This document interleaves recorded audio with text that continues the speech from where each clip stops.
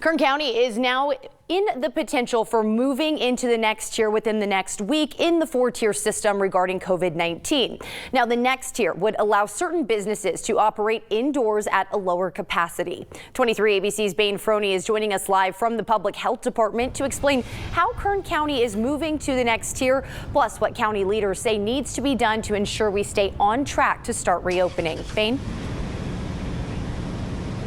That's right, Jess. As of right now, we are still in the purple tier of the 4-tier system. Now, in order for us to move into the red tier, we do need to maintain certain metrics. Today, we are day 7 in a 14-day process of if we continue to meet these metrics, we will indeed move to the red tier effective next Tuesday, October 13th. So that's the hope. Kern County is meeting the metrics the state requires to move on to the next tier.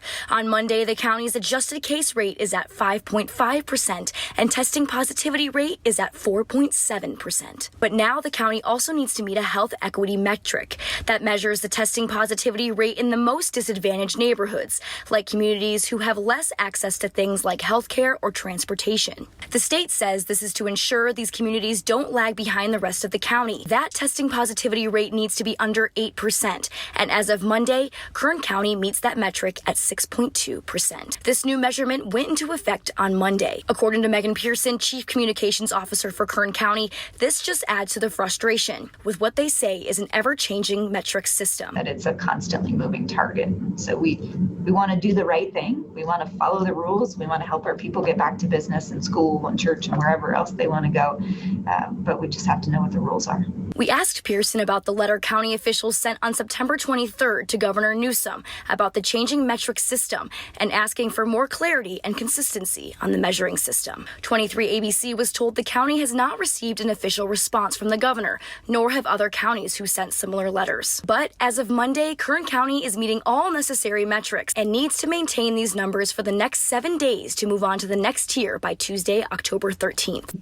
It will be a progression. It's not going back to pre-COVID, right? So it is still going to be modified openings, but most of the industries that are currently closed to indoor operations and they're only able to operate outdoors, most of them are now going to be able to open indoors. Some of these industries include restaurants, tattoo businesses, movie theaters, gyms, and places of worship. But they will only be able to operate at 25% capacity or 100 people, whichever is lower. This is not a time where we forget the importance that all of our actions will make a difference. So, continuing to practice social distancing, wearing a face covering, not gathering, don't let up on these efforts because we believe strongly that Kern County has come together, and that's why we continue to improve our data and we are moving in the right direction.